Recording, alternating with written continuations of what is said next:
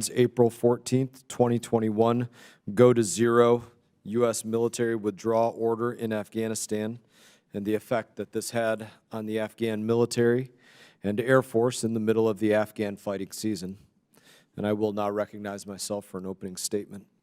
As mentioned, we're going to examine the go to zero order. Now, in the past 27 months, the disastrous images of embassy personnel being airlifted off the roof in Kabul, the images of desperate parents throwing their babies over walls of HKIA, the images of Afghans clinging to the wings of transport planes. They've been played on loops across media across the world. The purpose of today's hearing is twofold. It's not to just rehash those horrifying images. It's to pinpoint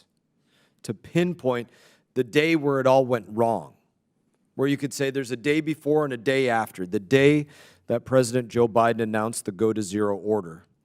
And it's not just to provide an after-action report. It's to force President Biden to do something that it seems he hasn't been willing to do since the day he was sworn into office, and that's to live in reality, the reality of the circumstances that are going on around you.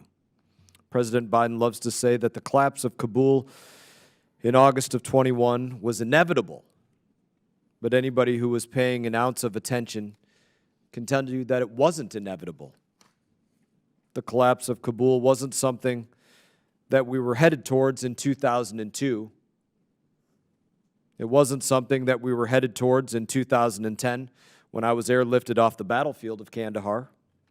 It wasn't something that we were headed towards in 2016 when Donald J. Trump was elected. It wasn't something that we were headed towards on February 29, 2020, when the Doha Agreement was signed. It wasn't something that we were headed towards on January 20, 2021, when Joe Biden took office.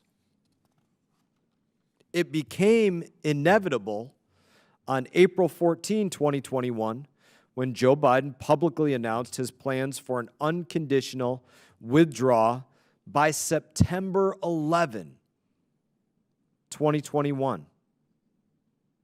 President Biden loves to place the blame on the Doha Agreement and President Trump's negotiations. But in doing so, I believe that he is ignoring reality. Let's be clear, the Doha Agreement told President Biden what he had to do. But President Biden did not have to publicly announce any plans for a specific withdrawal date. Didn't have to be a hard and fast date that he announced to the world, a self-imposed deadline. President Biden did not have to redirect resources from fighting terrorists in all capacities to drawing down all operations at the height of the fighting season, as opposed to the winter months.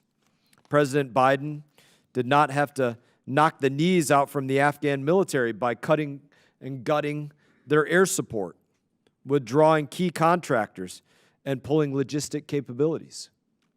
President Biden did not have to abandon Bagram Air Base in the middle of the night without so much as a Dear John letter to our Afghan partners. President Biden did not have to ignore the fact that the Taliban was in violation of every single condition that was set forward by the Doha Agreement. All of those decisions were made by a commander-in-chief who was determined to, in my opinion, avoid reality, and whose only North Star was a political future, a political star. Our witnesses today will be able to speak to the reality that President Biden so obviously avoided. Mr. Roggio saw the writing on the wall as he tracked the Taliban's takeover of Afghanistan in real time. General Sami Sadat was forced to live with the consequences of Biden's delusion as his troops were left demoralized and without resources needed to defend their nation, a nation that myself and my colleague both spent a good amount of time in.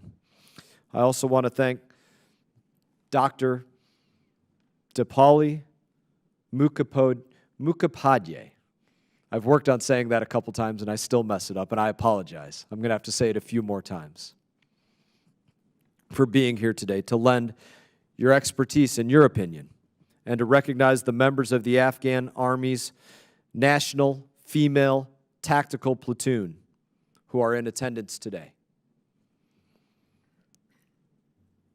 In addition, I want to recognize the fact that Miss Christy Shamlin, mother-in-law of Sergeant Nicole G., is here today.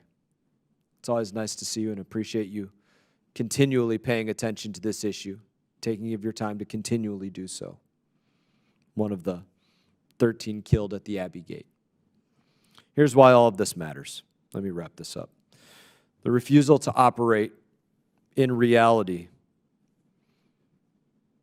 that gave more than 13 families the title of Gold Star on August 26, 2021.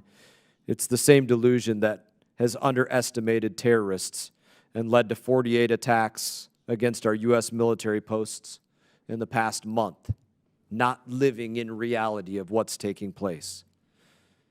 Same delusion that allowed him to say that there's a safe and secure border, or that inflation is just a brief transient inflation. It's not a recognition of reality in foreign and domestic.